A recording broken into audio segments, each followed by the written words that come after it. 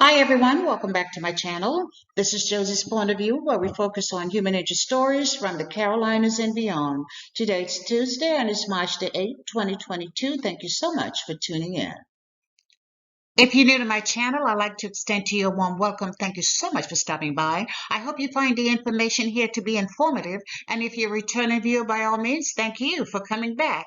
You know, I always say the tide changes so frequently here on these YouTube streets. So you always have to acknowledge where your support comes from. And I want you to know I sincerely thank you for your support. Feel free to like and to share this video. And don't forget to subscribe.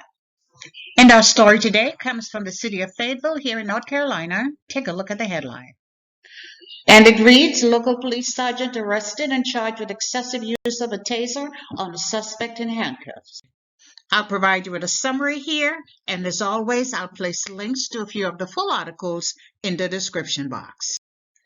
So the focus of our story today is on this former police officer, and I say former police officer because since this case has become public, he has resigned. Nonetheless, he is 53-year-old Francis Terry, and he was a sergeant with the Fayetteville, North Carolina Police Department. Well, after the recent findings of a police department internal investigation, former Sergeant Terry was arrested last week and charged with the use of excessive force and assault with a deadly weapon on a subject who was already in custody.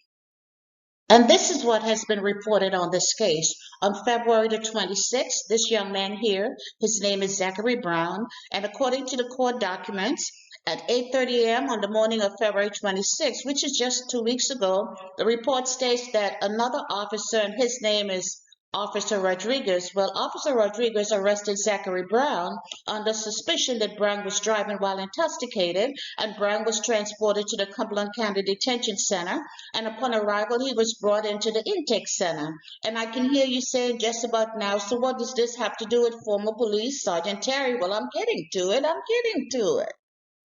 So while in the intake center, Mr. Brown refused to provide a breathalyzer sample to another officer. So essentially, he refused to breathe into the machine. And that officer followed established protocol. He applied for and was granted a search warrant that gave the authorization to draw a blood sample from Mr. Brown. And at that time, Mr. Brown again told them he was not going to let them draw his blood.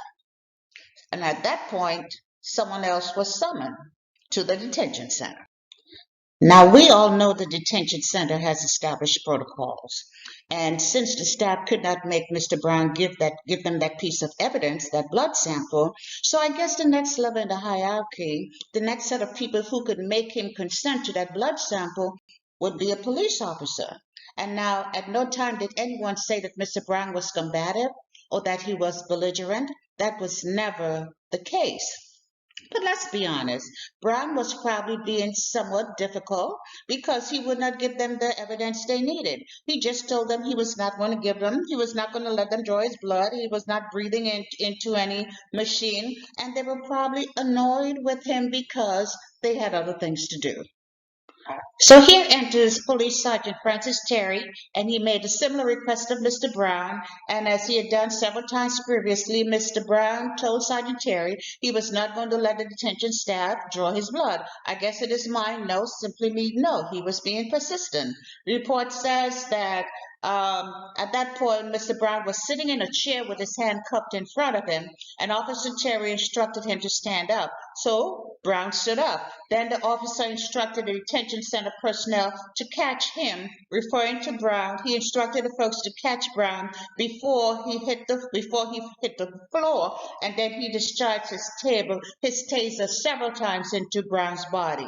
According to the court report, he discharged the taser at least 3 times, and the folks lowered Brown to the floor, and then he drew the taser 2 additional times. So he discharged his taser 5 different times into Brown's body, and this man was not resisting, he was not being combative, but he tasered him 5 times and then he was on the floor, and they went ahead and drew his blood, and all this was taking place. You have Brown, who was still in handcuffs and not resisting. And apparently there are established protocols that specify when and how a taser should be utilized. The court documents state that Mr. Brown was not a threat to anyone. He also did not assault anyone at the detention center, nor was he combative or aggressive at any time before, during, or after he was tasered multiple times by Officer Terry.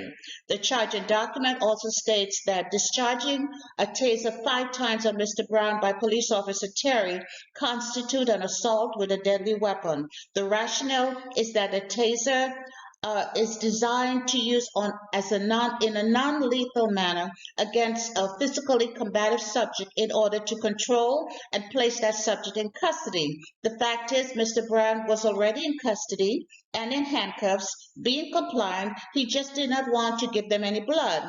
So in this case, the use of a taser and to have him being hit 5 times classified this as an assault with a deadly weapon.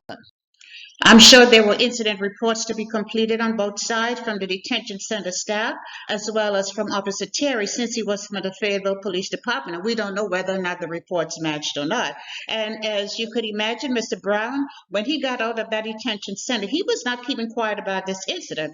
I saw an interview he did with one of our respected news sources, and he had several holes in his back to prove his story. And as you already know, we here in Fayetteville have had recent cases of alleged police brutality by Fayetteville police, and that has one of those cases recently propelled us into the national spotlight, and I say alleged again.